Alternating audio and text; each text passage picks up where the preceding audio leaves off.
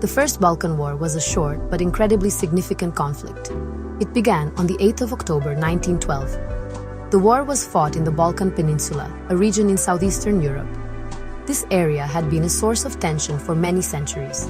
It was often called the powder keg of Europe. This was because many different peoples, religions, and empires had interests there. A small spark could easily cause a large explosion. The war was the culmination of rising nationalism among the Balkan peoples. They wanted to free themselves from the rule of the Ottoman Empire, which had controlled the region for more than 500 years. The timing of the war was not accidental. The Ottoman Empire was seen as the sick man of Europe. It had been growing weaker for a long time. It was struggling with internal problems and had recently lost a war against Italy in 1911 to 1912. This conflict, known as the Italo-Turkish War, was fought over territories in North Africa, specifically Libya. The Ottoman defeat showed its military weakness for all to see. The Balkan states saw this as a golden opportunity. They believed that the time was right to strike and claim the remaining Ottoman territories in Europe for themselves. This was their chance to achieve their long-held national dreams. Another major reason for the war was the rise of nationalism. Throughout the 19th century, people in the Balkans began to see themselves as distinct nations. Serbs, Bulgarians, Greeks, and Montenegrins developed strong national identities. They wanted to create their own independent countries. They dreamed of uniting all people who spoke their language and shared their culture into a single state. Much of the land they desired was still under the control of the Ottoman Empire. These lands included Macedonia and Thrace, which had diverse populations. The desire to liberate their ethnic kin fueled a powerful drive for war. So on that day in October 1912, a small kingdom declared war. Montenegro was the first to act, officially starting the hostilities against the Ottoman Empire. Within 10 days, its allies, Bulgaria, Serbia, and Greece, had all joined the fight. The conflict that erupted would be swift and brutal. It would redraw the map of southeastern Europe in a matter of months. The war was short, lasting just over 7 months, but its consequences would be enormous. It would not only reshape the Balkans, but also set the stage for an even larger, more devastating conflict that would soon engulf the entire world. The alliance that fought against the Ottoman Empire was known as the Balkan League. This was a remarkable and surprising creation. It consisted of 4 Eastern Orthodox Christian kingdoms. Media group portraits of King Ferdinand of Bulgaria, King Peter of Serbia, King George of Greece, King Nicholas of Montenegro, stock, distribute equally. Bulgaria, Serbia, Greece, and Montenegro. For centuries, these nations had been rivals. They had competing claims over the same territories, particularly the complex region of Macedonia. Their histories were filled with mistrust and conflict with one another.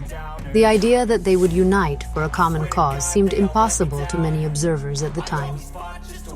Yet, they managed to put aside their differences, at least for a while. The formation of the Balkan League was a masterpiece of secret diplomacy. Russia played a crucial role in encouraging the alliance. It hoped that a strong Balkan bloc could act as a check against the influence of its rival, the Austro-Hungarian Empire. The key agreement was the treaty between Serbia and Bulgaria, signed in March 1912. This treaty was primarily a military alliance, aimed directly at the Ottoman Empire. It secretly included plans for how they would divide the conquered territories. Greece and Montenegro soon joined the pact, completing the league. Their shared goal was simple. Media. Group. Ottoman Empire map showing European territories. Balkan army marching toward Ottoman border, stock a distribute equally, to drive the Ottoman Empire out of Europe completely. The combined military strength of the Balkan League was formidable. Bulgaria had the largest and best-equipped army with over 300,000 soldiers. Serbia also had a large and experienced force. Greece possessed a small but effective navy, which would prove vital in the Aegean Sea. Montenegro, though the smallest member, had a fierce fighting tradition. Together, they could field an army of more than 700,000 men. They were highly motivated, fighting for what they saw as national liberation. This passion gave them a significant advantage over the Ottoman troops, who were often demoralized and poorly led. The main enemy of the Balkan League was, of course, the Ottoman Empire. At the start of the war, the Ottomans were at a severe disadvantage. Their armies were spread thin across a vast empire.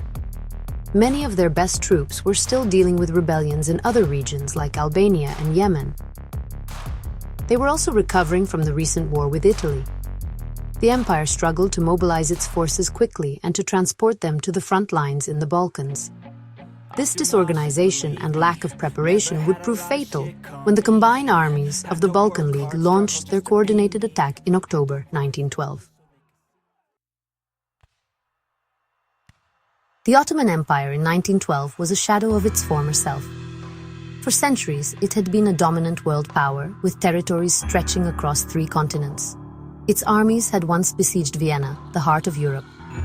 But by the early 20th century, a long period of decline had taken its toll. The empire was plagued by internal political instability, economic problems, and the rise of nationalism among its many different ethnic groups. A group of reformist army officers, known as the Young Turks, had seized power in 1908. They aimed to modernize the state, but their efforts often created more division and opposition. Militarily, the Ottoman army was in a state of chaos. The Young Turk government had tried to reform the military structure. They retired many experienced officers and promoted younger, less experienced ones. This created deep divisions and resentments within the officer corps. The army was also poorly equipped compared to its European counterparts. Their weapons were often outdated, and their supply lines were inefficient. The recent war against Italy in Libya had exposed these weaknesses.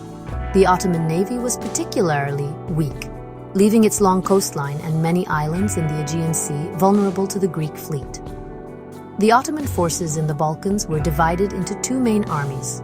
The Western Army was tasked with defending Macedonia and Albania against the Serbs and Greeks. The Eastern Army was positioned in Thrace, the region bordering Bulgaria. This was seen as the most critical front. Its job was to protect the important city of Adrianople, which is modern-day Edirne, and ultimately the imperial capital of Constantinople, now known as Istanbul. However, the Ottoman command made a critical error. They underestimated the strength and coordination of the Balkan League. They expected a slow, disorganized attack, not the swift, multi-pronged invasion that was coming. When the war began, the Ottoman mobilization was slow and disorganized. Reservists were called up, but many lacked proper training or even uniforms and rifles. Transporting these troops to the front was a logistical nightmare. The railway system was inadequate, and roads were poor. As a result, many units arrived at the front lines exhausted and unprepared for battle. The leadership was also in disarray, with commanders often giving conflicting orders. This combination of political turmoil, military weakness, and poor preparation left the Ottoman Empire dangerously exposed to the determined and united forces of the Balkan League. The First Balkan War began with a rapid and decisive offensive by the Balkan League. The fighting occurred primarily on 2 major fronts. The first was the Thracian front in the east. Here, the powerful Bulgarian army faced the main Ottoman Eastern Army. The second was the Macedonian front in the west.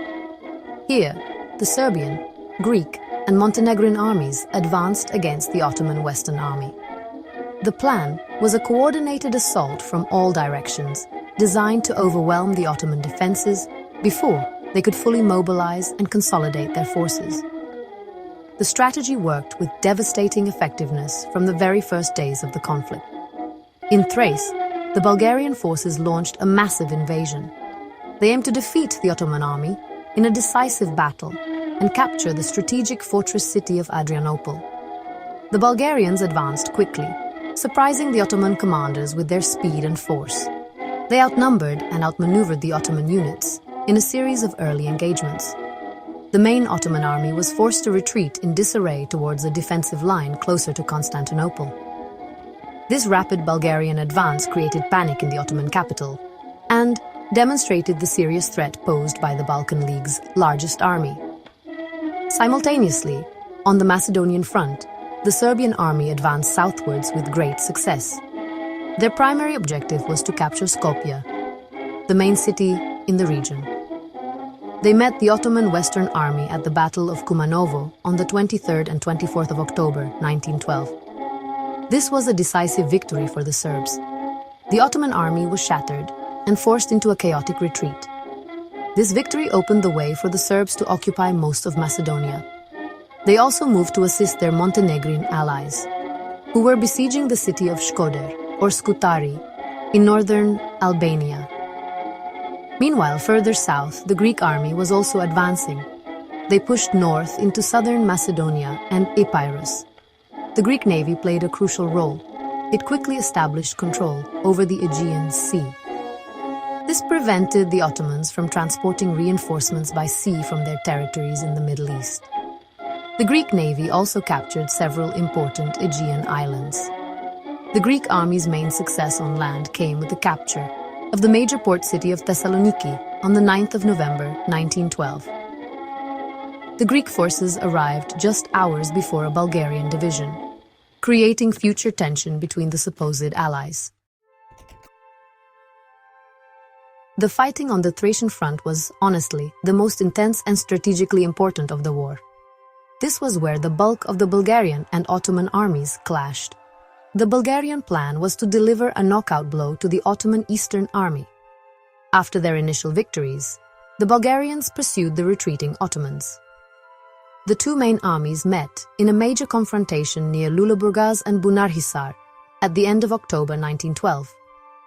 The Battle of Lüleburgaz was the largest battle of the war, involving hundreds of thousands of soldiers on both sides. It was a brutal multi-day struggle fought in terrible weather conditions. The Bulgarian forces ultimately won a hard-fought victory at Lüleburgaz.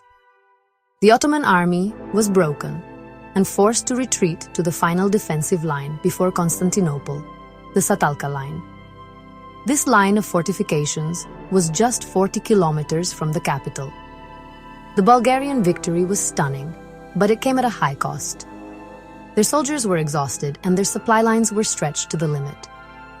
A cholera epidemic also began to spread through the Bulgarian ranks, weakening them further. Despite these problems, the Bulgarian command decided to press their advantage and attempt to storm the Satalka line. The First Battle of Satalka took place in mid-November 1912. The Bulgarians launched a frontal assault on the well-prepared Ottoman defenses in Sunsiv. Some positions. This time, the attack failed. The Ottoman defenders, with their backs to the wall and fighting to protect their capital, put up a fierce resistance. The Bulgarian attack was repulsed with heavy casualties. This defeat marked the end of the rapid Bulgarian advance. The front line in Thrace stabilized at the Satalka line. A stalemate ensued, with both sides digging in for a long siege. The war in the east transitioned from a war of movement to a war of attrition. While the main armies were deadlocked at Satalka, another major struggle was taking place at the fortress of Adrianople. A large Ottoman garrison was completely surrounded and besieged by Bulgarian forces, with some Serbian assistance.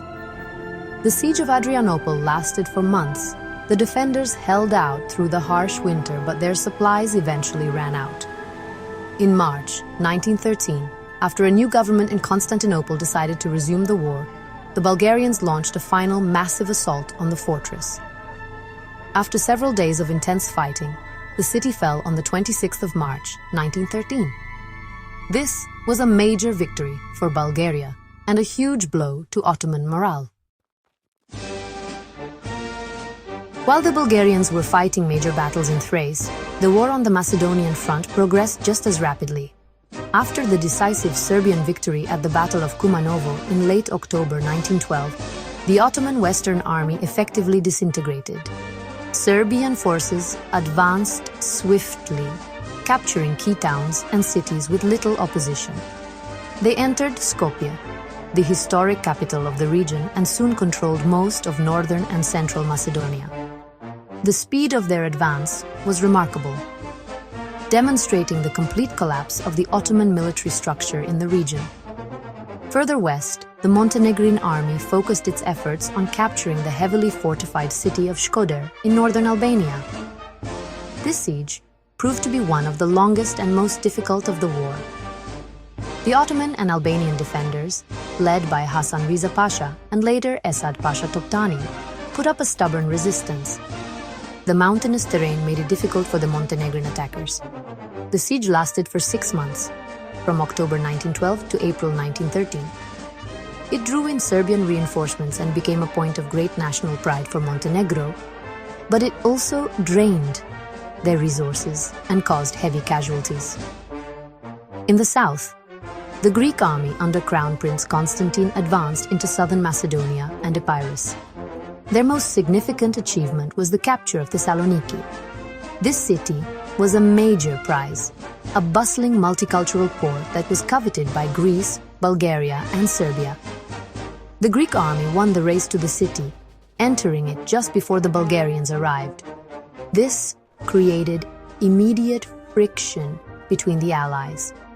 In the west, another Greek army besieged the city of Ioannina, the main Ottoman stronghold in Epirus.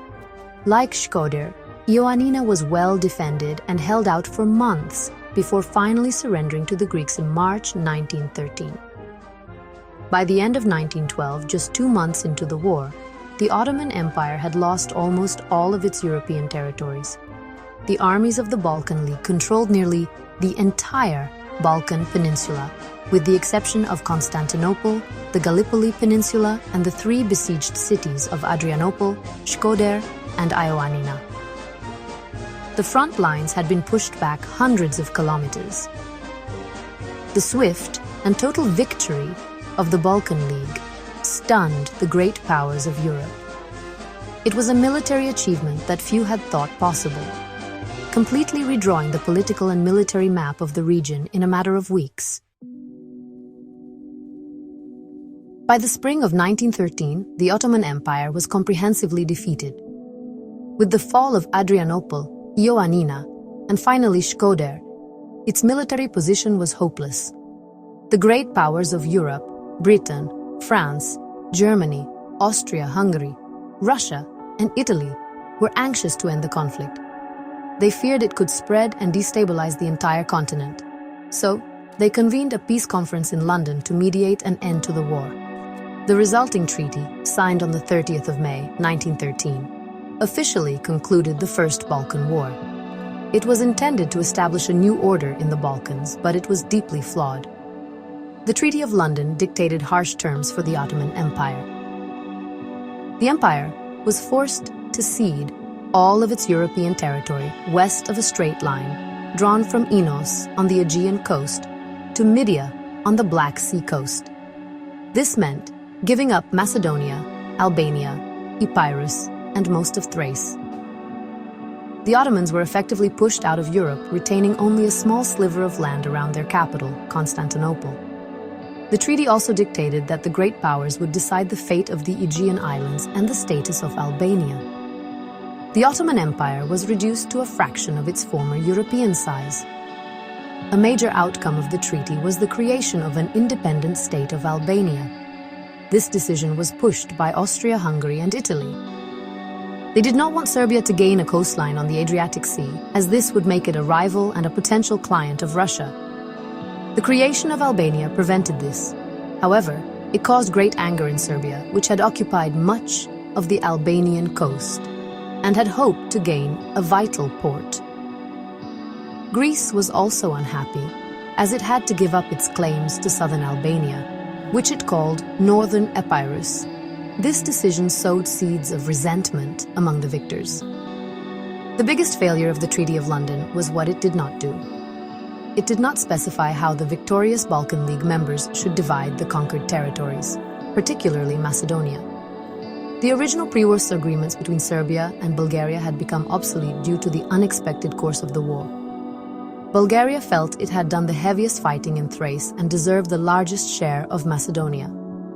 Serbia, denied access to the sea by the creation of Albania, now demanded a larger portion of Macedonia as compensation. Greece, having occupied Thessaloniki and southern Macedonia, was unwilling to give them up.